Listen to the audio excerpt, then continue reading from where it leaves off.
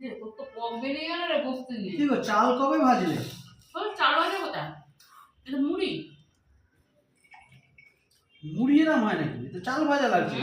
চাপালি ব্যথা হয়ে যাচ্ছে তো চেয়ে এই যে আমার রাজপুত তোকে জিজ্ঞেস করলাম কিছু করে কি করেছিস?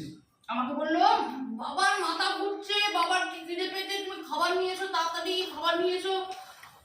আমি নিয়ে এলাম এই যে তুমি এলে আধ ঘন্টা পর। আমি বললাম ওকে যে মাকে বলবি চাটা একটু বেশি করে দিতে, মাথাটা ধরেছে। মাথা ধরেছে? তুই কি বলেছিস? মাথা বাবার মাথা ঘুরছে, খুব ঘুরছে, বাবার খিদে পেয়েছে, তো কি করবো? তার সঙ্গে মুড়ি নিয়ে যাওয়ার কারণ কি? মুড়িটা কি দিয়ে মেখেছি? ছোলা আলু তরকারি দিয়েছো? তা ছোলা আলু তরকারি দিয়ে এতক্ষণ ধরে আধ ঘন্টা ধরে মুড়ি মাখাতে হবে, মুড়ি হয়ে যাবে না, নিয়ে যাবে না? তা ছোলা আলুর তরকারি যখন বলে তরকারি সবার আলাদা করে রাখতে, মুড়িটা আলাদা রাখতে।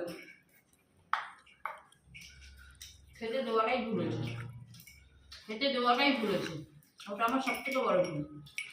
আমার উচিত কি ছিল বলো তো? ওই যে চান টান করে এসে এই যে খাবারটা পেলে তো জ্ঞানটা বেরিয়েছে।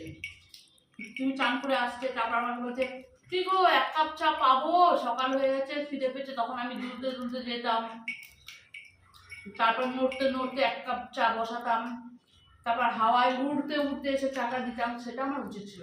আরে আরে পোকা পোকা পোকা, একটা মাকড়সা। ওই একটু বেশি আমাকে প্রোটেক্ট করে ফেলে। চায়ের কাপের সামনে এসে এবার দেখবে হয়তো এই দিক দিয়ে পোকা যাচ্ছে, এমন লাফালো চায়ের কাপ ওর গায়ে পড়লো, আমার গায়ে পড়লো। না, রসগোল্লা রসও পড়ে, পুরো রসে ভরা। আর বাচ্চা দাঁড়াও দাঁড়াও, একটা মাকড়সা দেখতে হয়েছে, খুঁজে না মারলেও বোঝে না। ওর নাম অরিও না দিয়ে রসকুমার দিলে ভালো হতো। আমি তো বলেছিলাম ও আমার অবলটা থাকবে, তুমি না ওই নামটা দিতে হবে না, ভালো একটা নাম দাও। রসলা রসভরা। চলো সকালটা শুরু হয়ে গেল, দেখা যাক তারপর কি করা যায় না যায়। আপাতত ভালো করতে এসো, বদনাম শুনেই দিনটা কাটলো, শুরু হলো, ঠিক আছে? ওই ভালো করলে বদনাম তো নিতেই হবে, তাই না? বাস্তব।